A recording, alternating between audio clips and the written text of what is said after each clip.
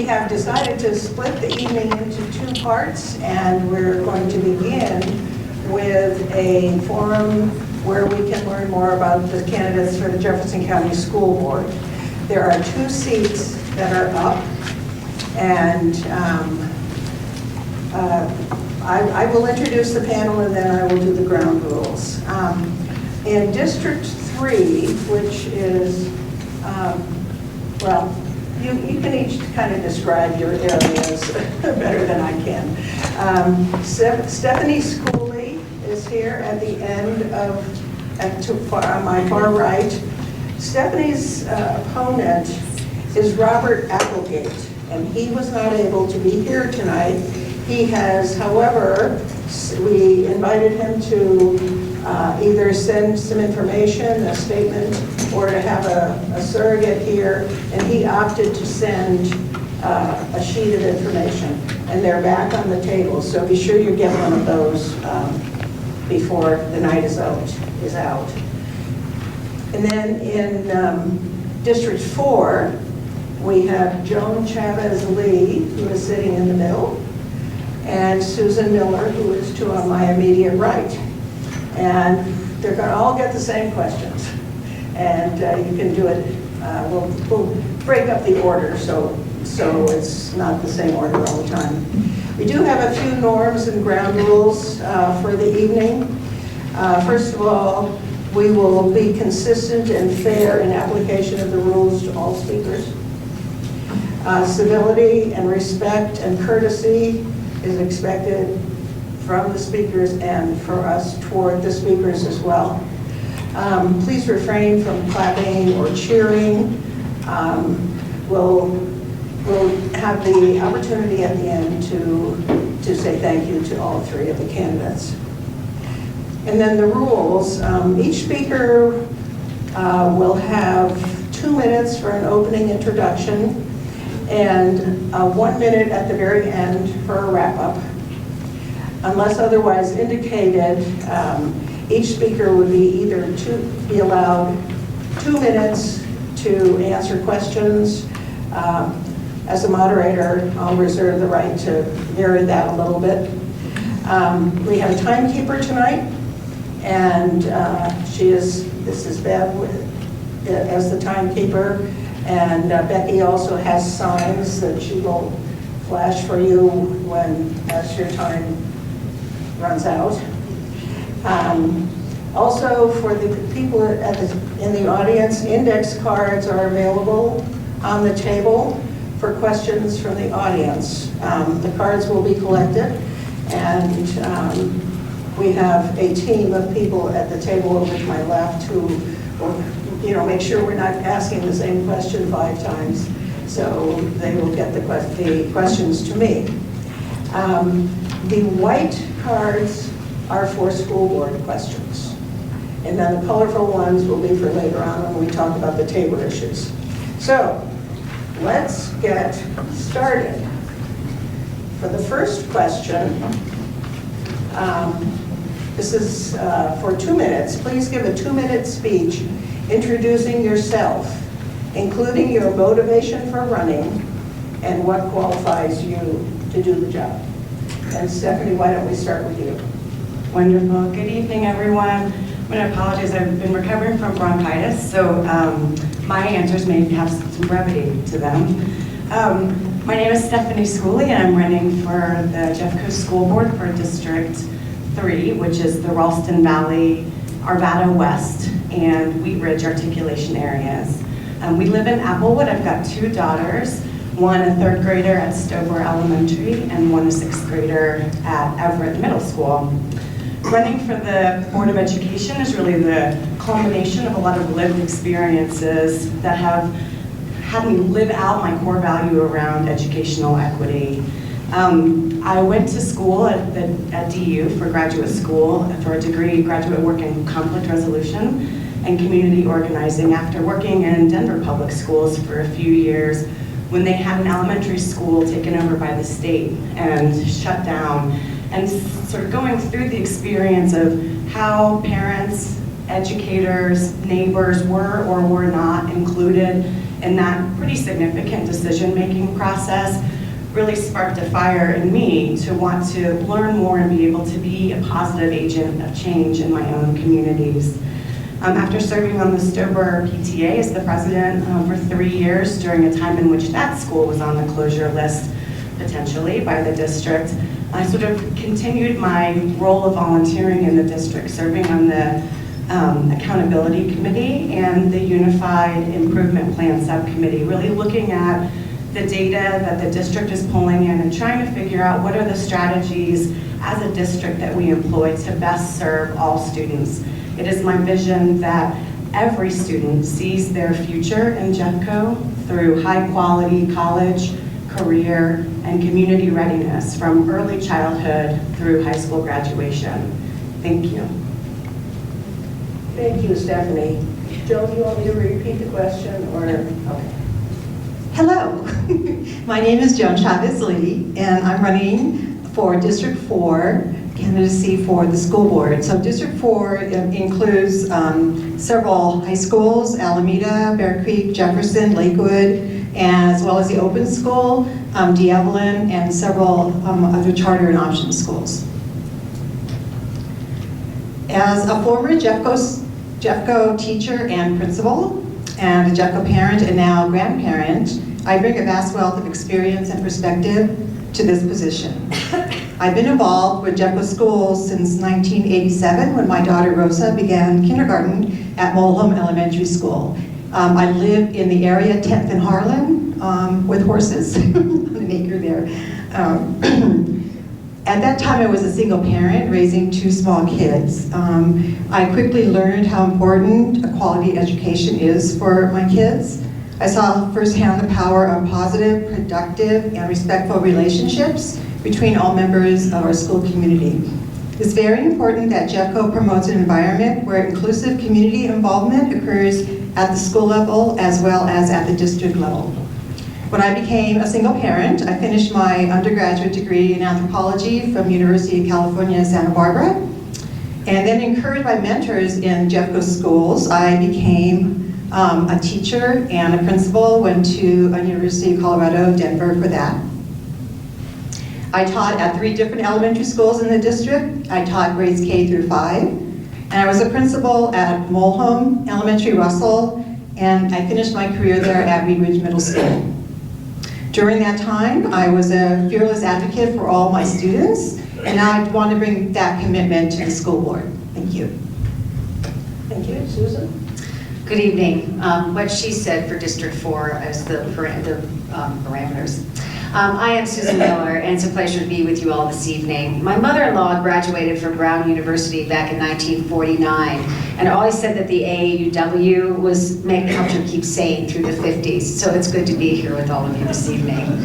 I'd like to talk to you about my background and why I'm running for school board. I graduated from Northwestern University and went to New York to work at Standard & Poor's and rated municipal bonds, including school bonds.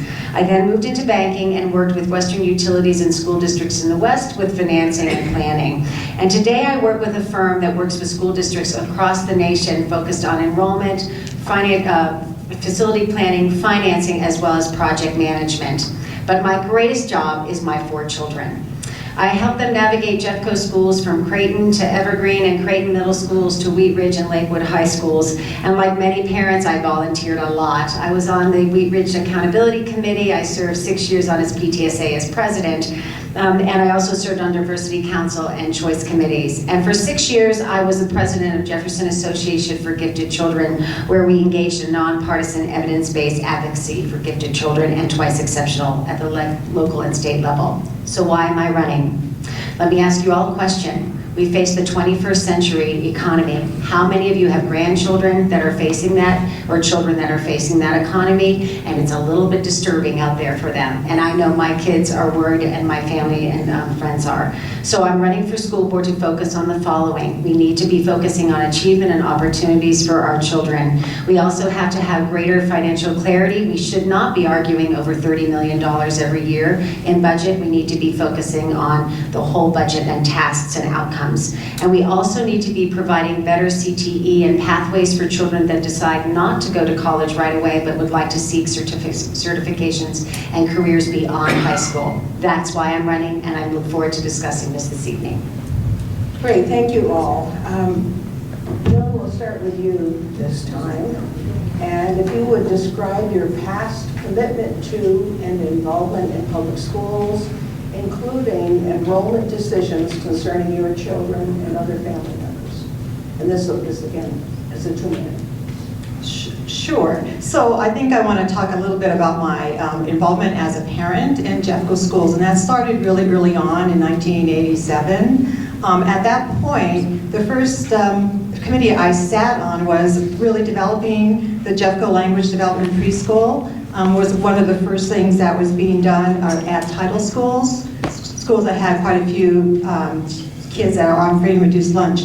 The issue was, and still is an issue, is that kids can walk into a school building in kindergarten, and some kids are almost 2 years below others in terms of their vocabulary development, and that often goes around socioeconomic criteria also. So that was one of the first things. I was the Mulholland PTA president because my neighbor told me I was going to do that, so that was really nice. I was also on Mulholland steering committee with the City of Lakewood, Creighton Accountability Committee, and that right now I'm still on the Jeffco District Accountability Committee. So my own 2 children, they were at Mulholland for their elementary school, and then I chose for them to go not to their home school or feeder school. My son went to Creighton, and then he went to Lakewood, and my daughter went to the open school for middle school as well as high school. Stephanie, we'll go the other direction. Wonderful, thank you. So one level of involvement that I've had with K-12 schools has been through my career. I'm the executive director of a nonprofit called Campus Compact of the Mountain West. And our organization works with about 20 colleges and universities across the region to really elevate the public good purposes of higher education and try to provide connected learning experiences through applied learning, service learning, community engaged research opportunities for students to really understand not just content, but what matters in communities and how it connects to that content, to create change makers, to create students that understand how who they are becoming is going to help to lift communities, not just through the workforce, but also through their role in society. So I've spent the last almost 20 years working in that capacity and providing preschool through graduate school pipelines for civic learning and engagement, creating partnerships with K-12 schools and districts in higher education. My involvement as a parent in K-12 schools is a little bit more recent because my kids are 8 and 11. As I said, I served on the PTA as the president at Stober Elementary during some years in which, during my 3 years as president, the school was on a closure list twice.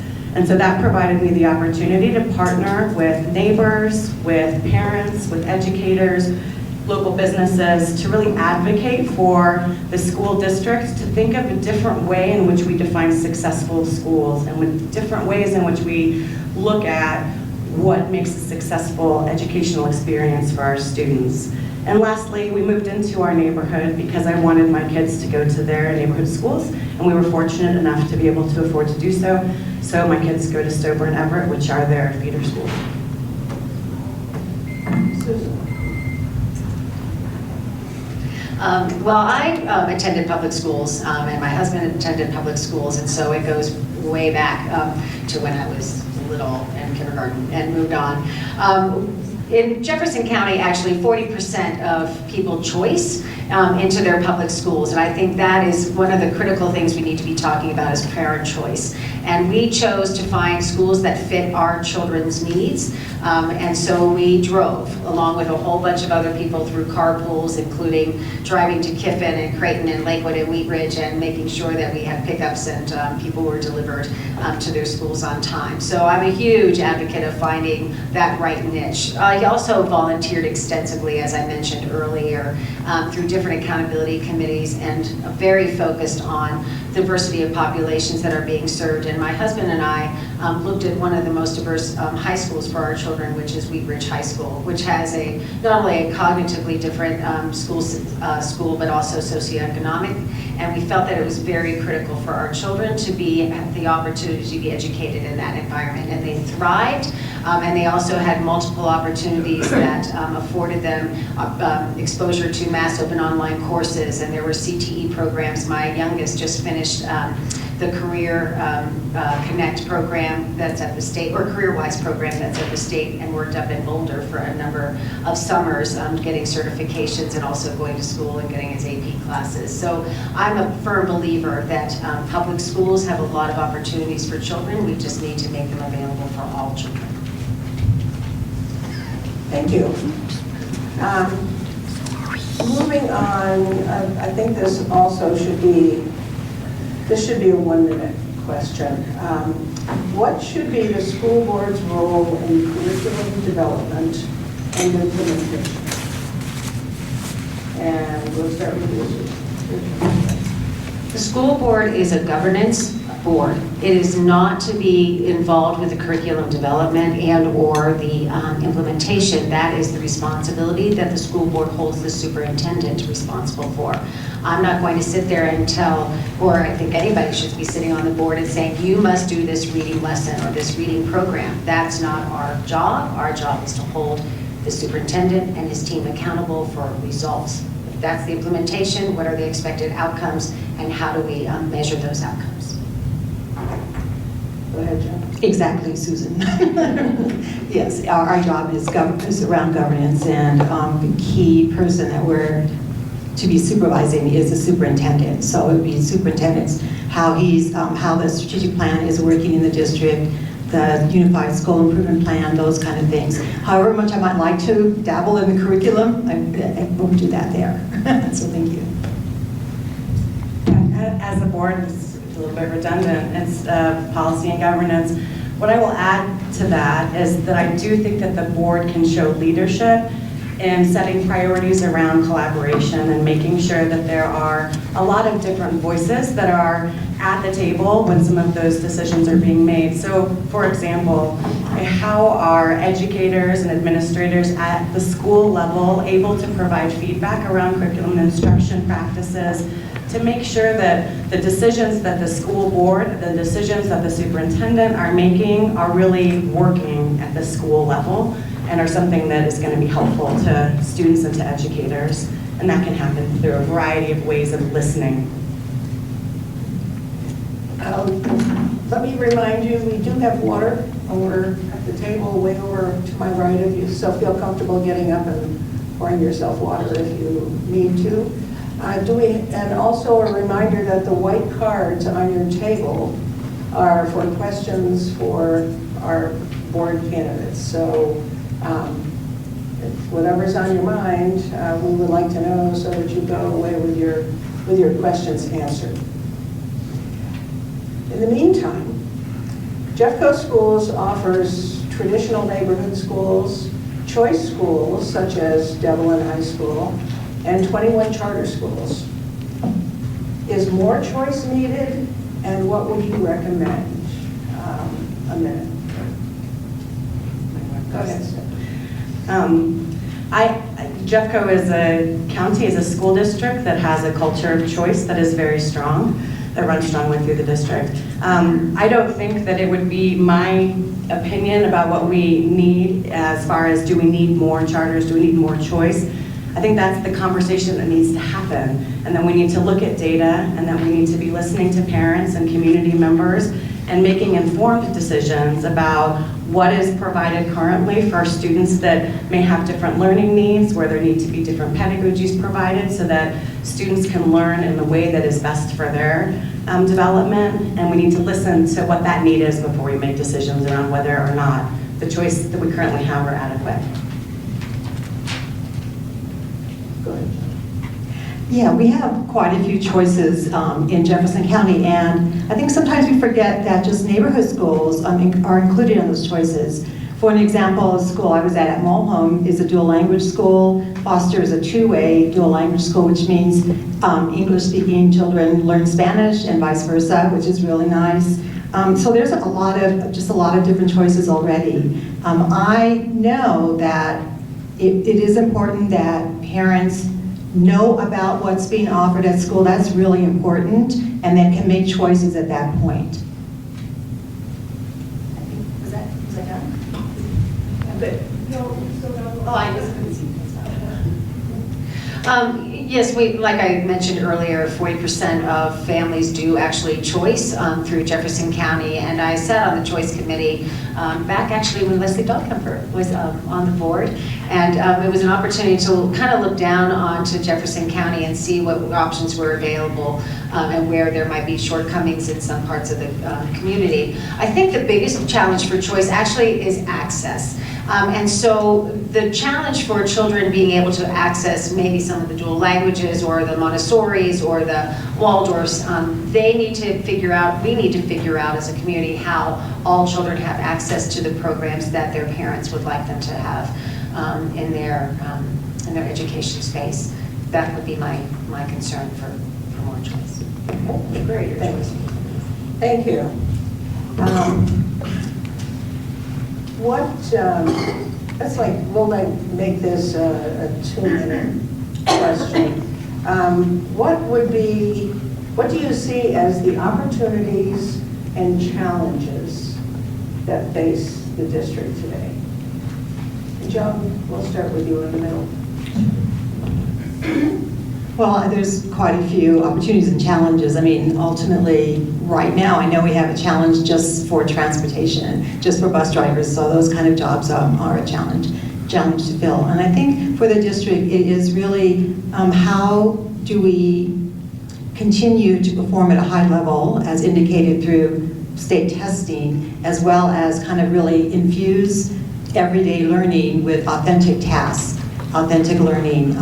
So it's kind of difficult to do. You have to really think about it. And our kids continue, it's really important, they have mastery over skills. They have mastery over all kinds of skills that they can transfer into their learning and then do some authentic tasks with them. So that's, I think, the biggest concern or challenge for the district right now.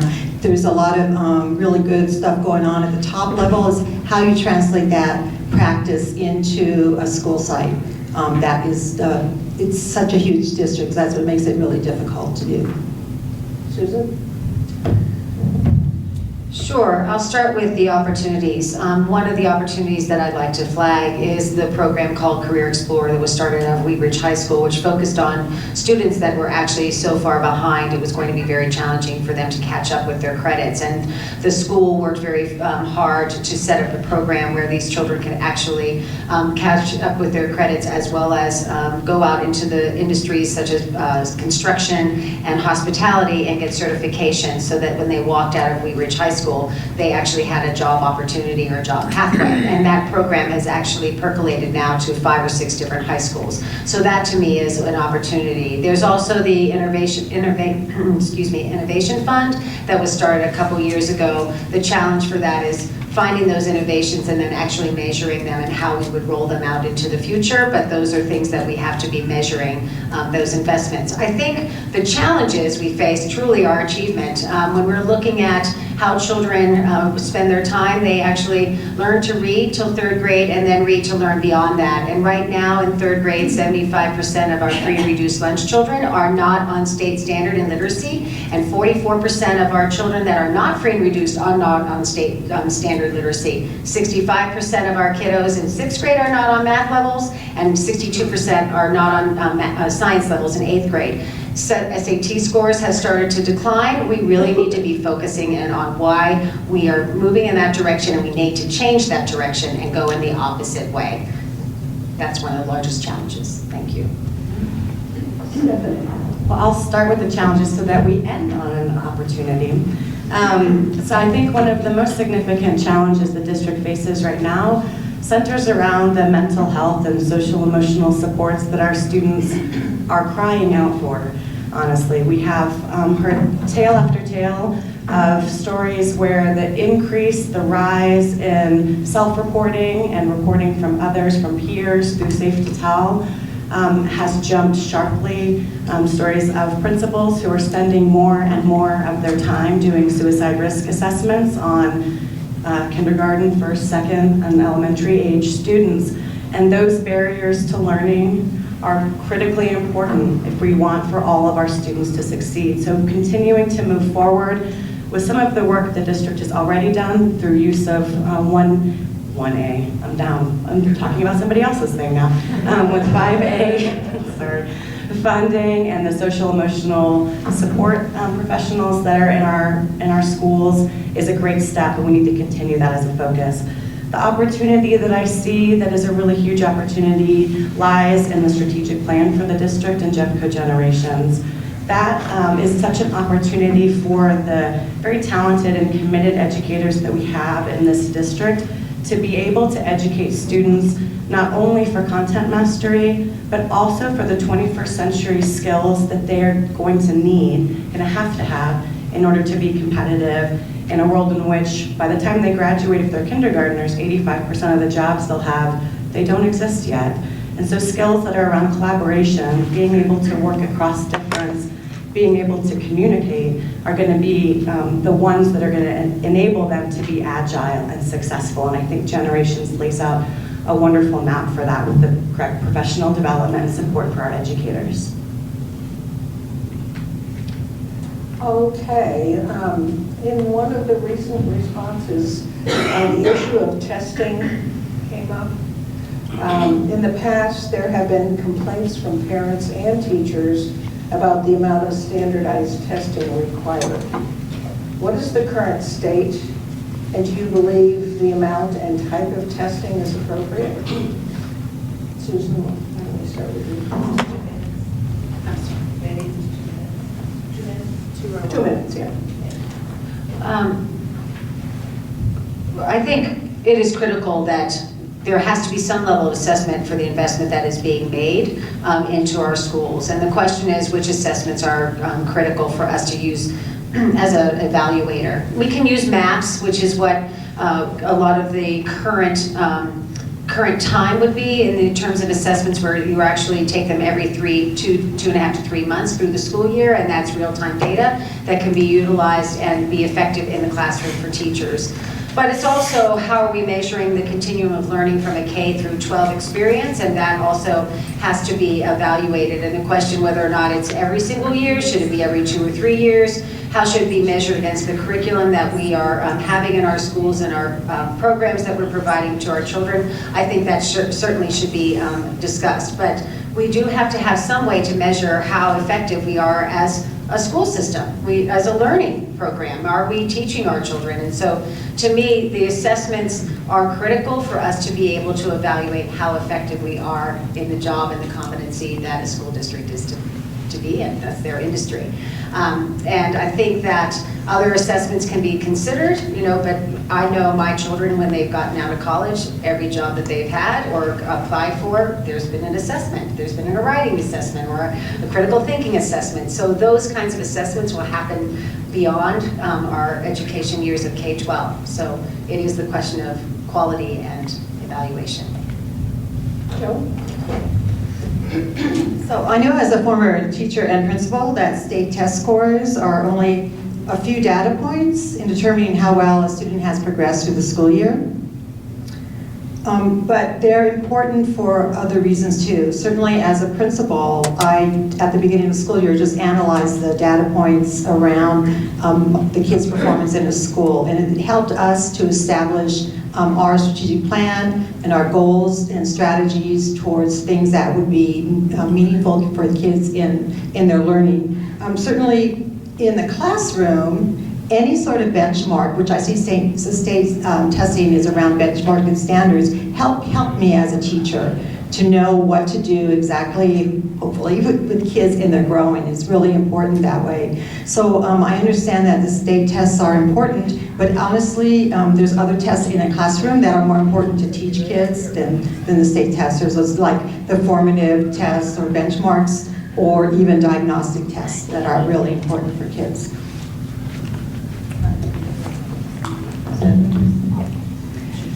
So I believe strongly that accountability is important, both as a district being a good steward of public funds, but also being good stewards of the role and responsibility that we all have to educate our kids, our young people. I also think that kids are more than data points, and that we need to think about ways to look at an entire body of evidence for student learning that can include statewide testing, but also could include some of the classroom-based assessments that Joan mentioned, parent observations, teacher observations. I think that there are a lot of ways in which we can look at what our students are learning in a more creative and a whole child approach to assessment. I also think that the public should expect a deeper narrative around assessment than solely a statewide standardized test. That there's a lot that our kids are learning through their K-12 experience, that we should hear that story, and we should know all of those other things that students are learning besides that one data point. And that collaboration is really the tool that we should be using to see what works and have opportunities to learn what those best practices are around assessment, reviewing what's been funded, what difference that it made in whatever way that it's supposed to function, and then make that assessment as we move forward around what works best for our students as again, whole children, with a variety of skill sets that we're trying to teach them. Thank you all. Colorado ranks very low in teacher wage competitiveness, comparing teachers to non-teachers with similar education, experience, and hours worked. How would you make sure Jeffco teacher salaries are competitive so we can recruit the best teachers to teach our kids? How about a minute on that one? Stephanie, go ahead. Okay. In my work in both higher education and in the nonprofit sector, I know that budgets are a statement of values, and that if we value something, then we fund it. So we cannot continue to move forward without increasing and making more competitive compensation for our educators if we truly value the role that they play in our students' lives and the critical importance that that is for our communities, not just for those students, but for what those students bring to our communities as members of our society. That is something that we know is underfunded. We know that in a state that is ranking toward the bottom in the country for educator pay, Jeffco ranks at the bottom of the bottom. So this has to be a critical priority area so that we can make sure we're compensating educators so that they can actually live in the same communities in which they are working. I don't know. Joan, go ahead. Definitely, I know that teachers do not make enough money actually to be able to even afford to live in the areas where they teach. It's kind of amazing to me, when I think about it. My first wage in 1990 as a teacher with my licensure was $32,000, and a comparable now is $47,000, and that's quite a bit of time between. And I think if you just kind of compare that to housing costs, you can see that teachers really struggle to be able to be a single teacher and afford a decent living. So we're stuck, very much stuck because of Tabor issues, and really realizing that compensation is a huge part of the school's budget. In fact, employee compensation is 78% of the general funds that go into the school. So I think we need to continue to really think about ways to really pay teachers more. I just read it out loud. I'm going to go back a little bit to what I said earlier, which is focusing on a $1.7 billion budget. It's over $1 billion now, and I think we've added $200 to $300 million just over the past 4 or 5 years into the budget. And we argue every year about $30 million, and what are we going to do with that $30 million? And I really think we need to go to task about the actual tasks that are being done and the costs associated with those tasks across the board for the whole budget. And I'll give you an example. There was a study done about 2 years ago called the Mirage Study that focused on districts across the country, and they found that on average $18,000 per teacher was spent for professional development with little to show for achievement improvements.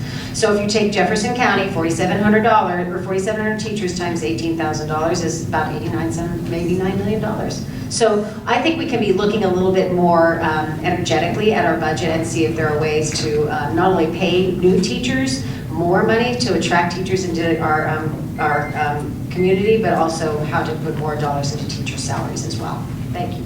Thank you. A question that came from the audience.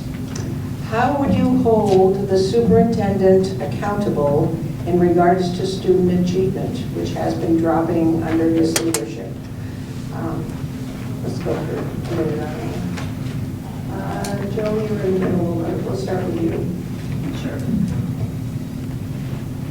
Well, I think the way you hold the superintendent accountable is whether they're fulfilling the strategic plan and accountability, the school improvement, district improvement plan. So that is what you do, your evaluation. There's other things you would evaluate the superintendent for, but that would be a main one. You would want to see trends towards positive instead of negative. That is because that's one of the criteria for an evaluation of a superintendent. Stephanie? Yeah, I think that there are mechanisms within the district through the accountability committee, through making sure that that governance piece is in place. I also feel like there is a leadership role that the board plays in providing to the superintendent what that person needs in order to successfully move forward the elements of the strategic plan.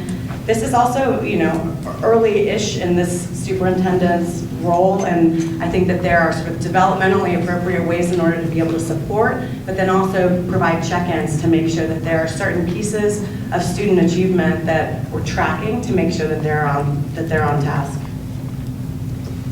Susan?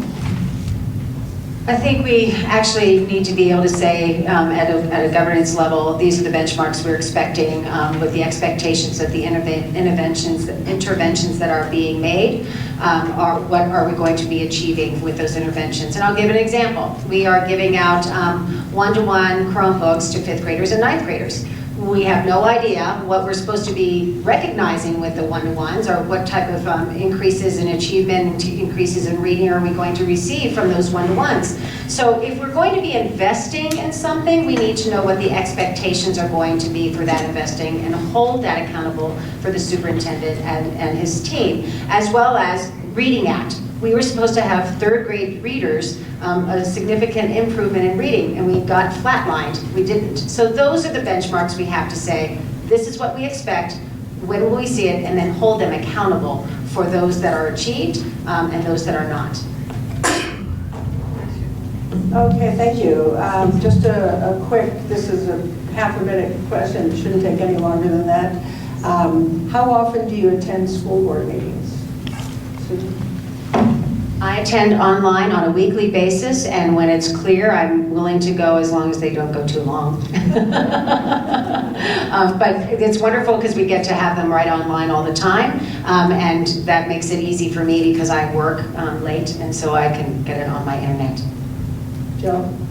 Yes, certainly since I've decided to run, I've been watching them online also, and practicing staying up that late. So yes.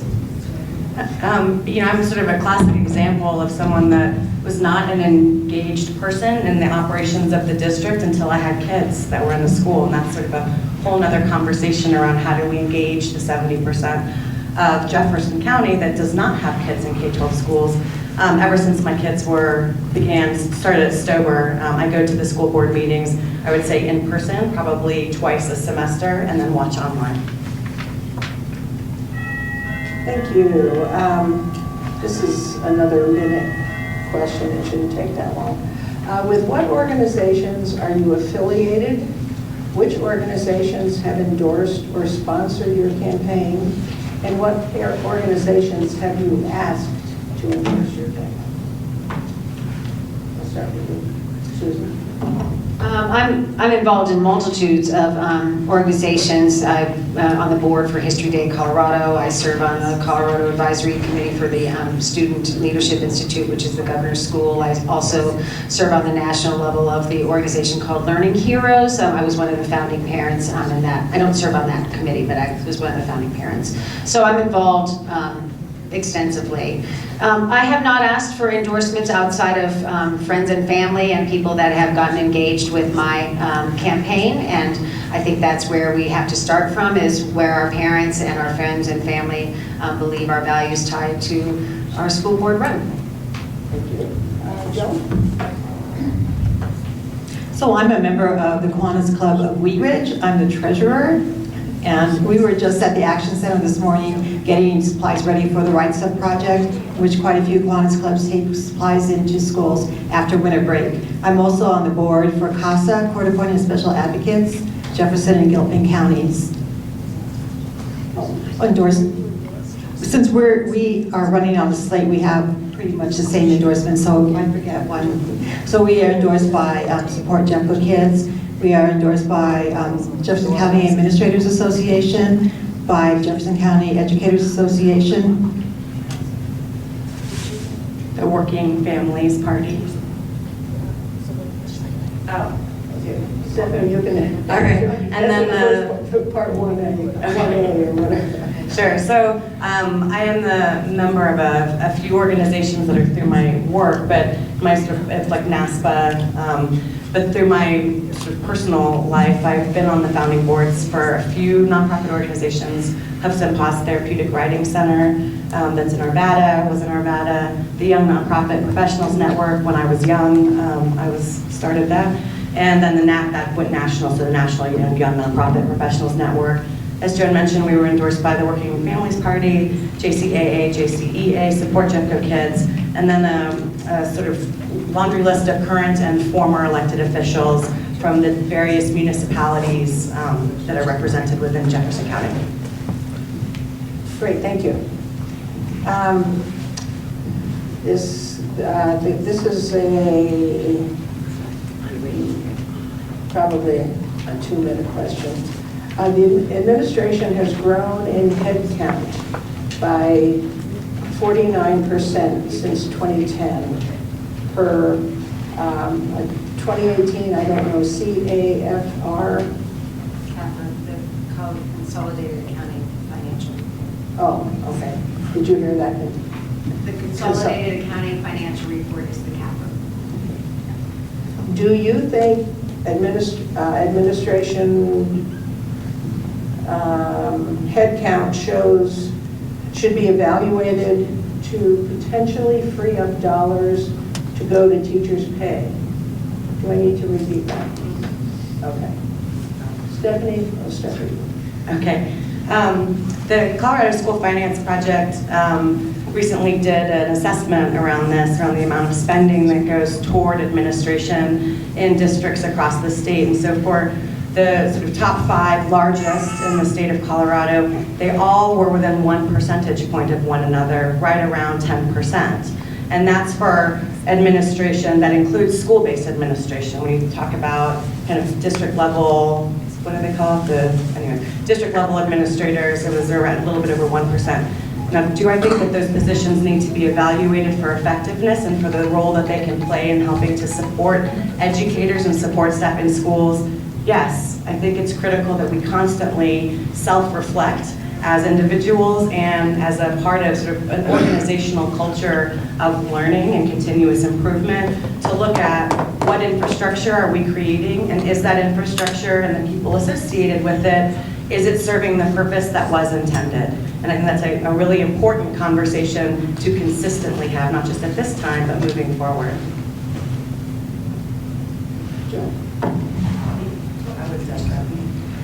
So it looks like this year that 4% of the budget is for general administration and 9% is for school administration. And certainly they can all be evaluated around if it's important for that position to occur at either school sites or at the central admin sites. I just know as a principal, I don't know how I could have survived at the schools without assistant principals. They play a really important part in that, and it's really around the whole child, being able to know and kind of intervene with kids who are struggling, those kind of things. It's really important around school culture, school choice, so I'm a strong believer in principals and assistant principals in school sites. Susan?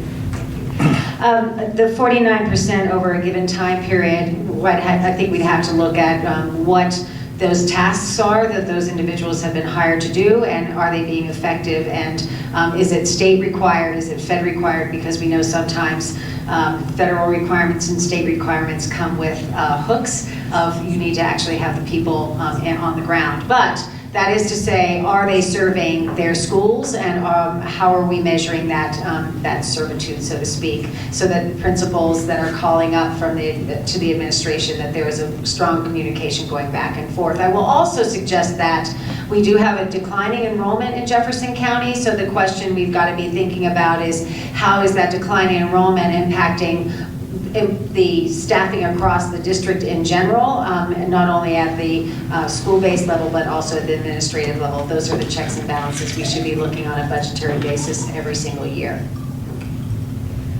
We're getting close to time, so let's make this a 1 minute, and then we'll move into wrap-ups.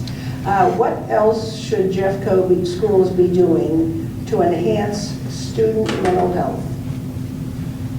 Susan, do you want to start? I'm going to tell a story real quickly. At Wheat Ridge High School, there is a program that they do every single year for seniors, which is basically their capstone. And the first year I was a judge, a parent, a young man came in and said, you know, if I had only known I had to take chemistry and biology, I could be pursuing the career I wanted to pursue, which would have been a sports athlete specialist. And the sad thing about that was he didn't know what he didn't know.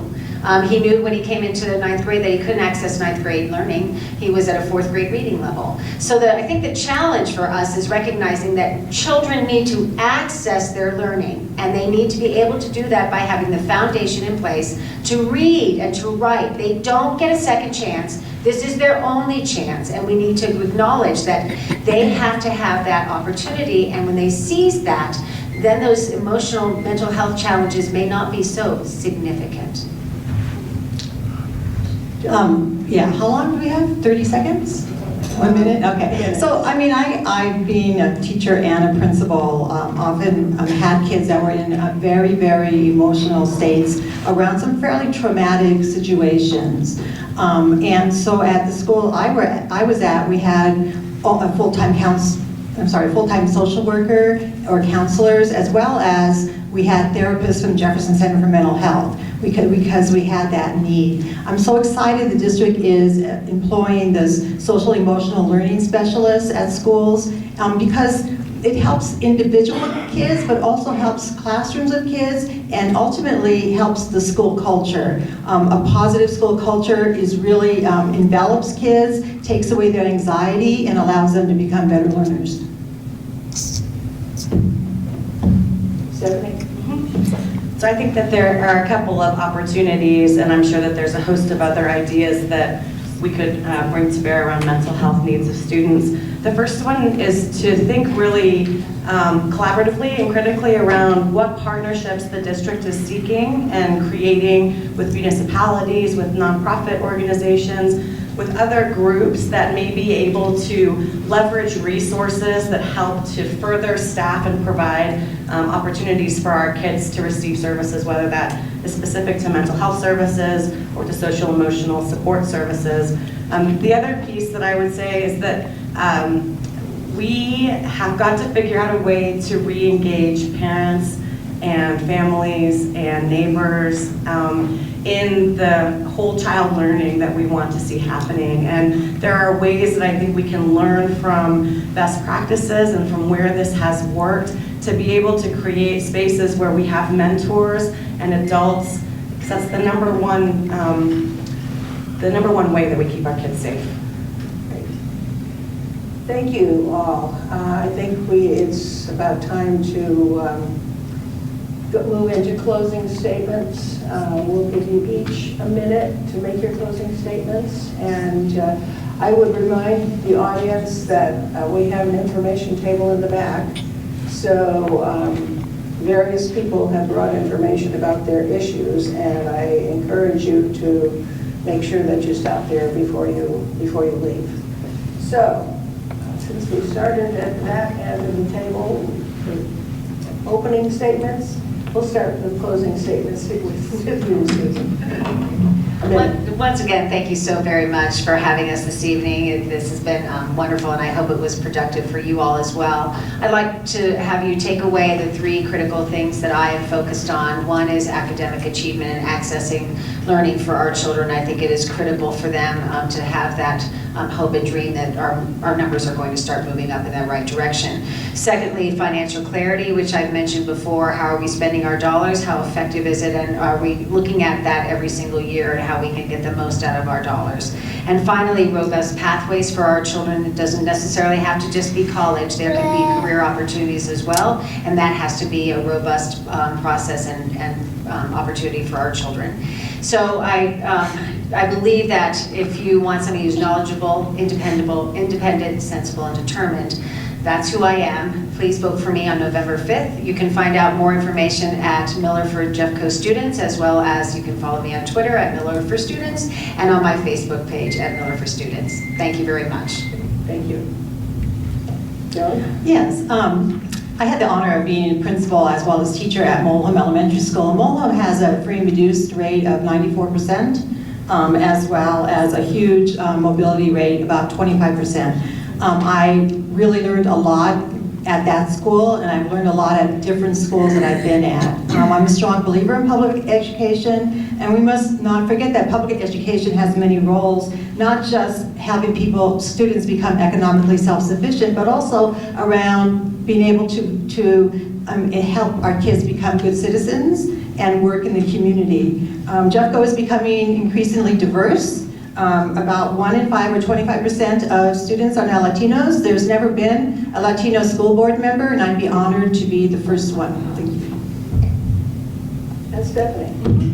On a personal note, as one of 7 siblings, I cannot believe I'm getting the last word. All right. Jeffco students deserve leadership that focuses on possibilities and on solutions. I have a history of see something, do something to make our community stronger, both professionally and personally, and have done that primarily by building bridges between perspectives and by collaborating across difference to bring the very best ideas forward for our kids.